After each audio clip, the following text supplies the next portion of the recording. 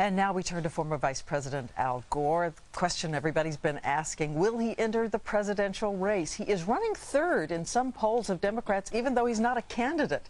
And he has written a two-fisted new book about the Bush administration. It is also about television news and politics in America. So what does all this say about the future? Here's ABC senior political correspondent Jake Tapper. It may be the most visible non-candidacy in history, Al Gore. From his movie, The solutions are in our hands. To the Oscars. I'm just here for the movies. And now a book. A scathing 308-page indictment of President Bush for lying, law-breaking, and, he says, because of the war in Iraq, subjecting every American to a, quote, greater danger of attack because of his arrogance and willfulness. On administration claims that al-Qaeda had ties to Iraq, Gore says Bush is either gullible or dishonest. He says of the NSA warrantless wiretap surveillance program, quote, President Bush has repeatedly violated the law for 6 years. And he assails the administration for incompetence on the environment, the response to Hurricane Katrina, and 9/11, saying at one point the president is, quote, genuinely unfit to lead our nation. Gore also attacks the paralysis of the conversation of democracy, even using brain studies to show the effect of the media focus on matters frightening and shallow, not truly important. As with debate coverage 7 years ago, focusing on his sighing, not his arguments. It's meant to be. And some liberals may hope this book is an opening salvo in a Gore campaign. Gore says he has no plans to run, but he's not firmly shut the door. This fall seems to be his last possible moment. For Good Morning America, Jake Tapper, ABC News, Washington. And joining us now is the author of The Assault on Reason, former Vice President Al Gore. And it's good to have you with us this morning. Okay, you're not going to tell me again that you have no plans to run, are you? Tell me this morning. Well, I'm not a candidate, and this book is not a political book. It's not a candidate book at all. It's about the fact that there are cracks in the foundation of American democracy that have to be fixed. You know, I've been working on this climate crisis for so long, and that has led me to ask why it is that in our great democracy we have not yet reacted to the overwhelming evidence that we should respond to the climate crisis, just as we did not react to the overwhelming evidence that it was a mistake to invade Iraq. Well, I want to come back to that thesis because part of it involves our jobs in television news, and I want to deal with that.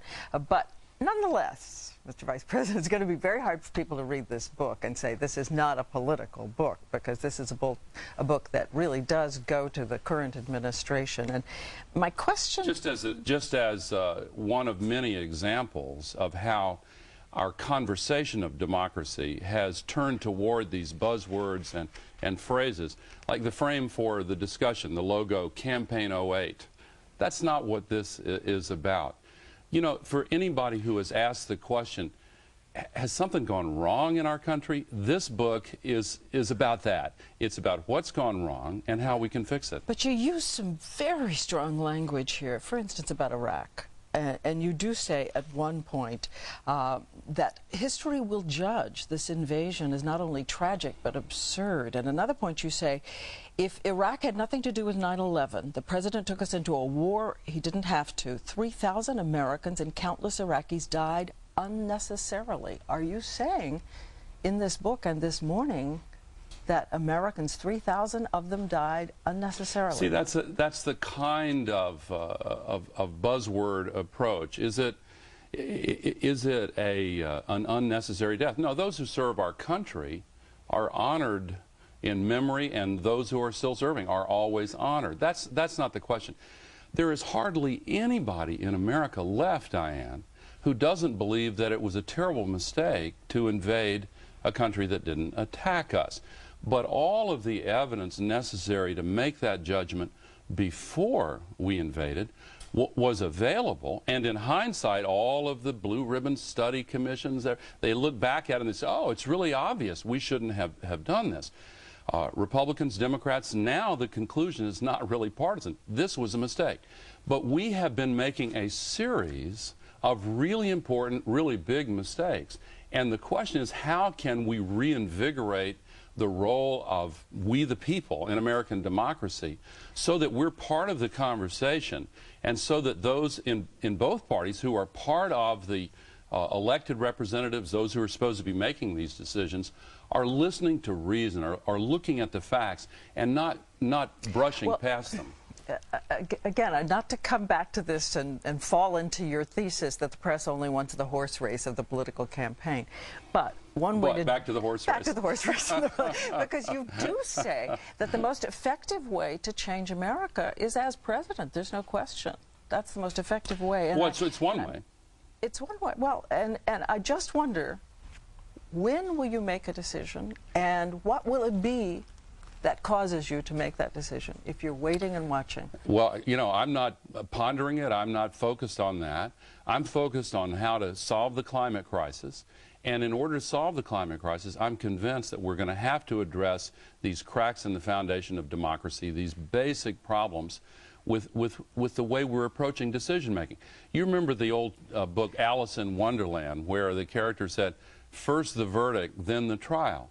If we make decisions in America, whether it's on the invasion of Iraq or the climate crisis, on the basis of what powerful political forces want this verdict, and then afterwards, after we make the mistake, then we look at the evidence, you know, we're going to get in even more serious trouble if we do that. We have the basis for curing the problems in American democracy, but it involves not just picking a candidate, not just running an election campaign. It involves all of us. It involves the news media. It involves the citizenry.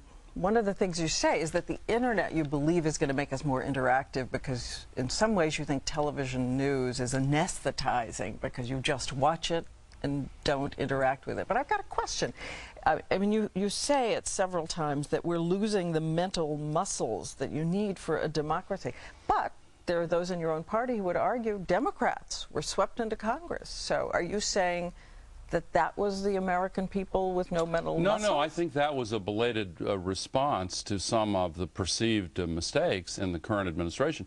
But I think that the threshold for change was way too high. I think it was 6 years of mistakes where people did not respond. Let me give you one quick example. Just before the Congress, the Senate, voted on invading Iraq, polls showed that more than 2/3 of the American people genuinely believed that the person mainly responsible for the attacks of 9/11 was Saddam Hussein in Iraq.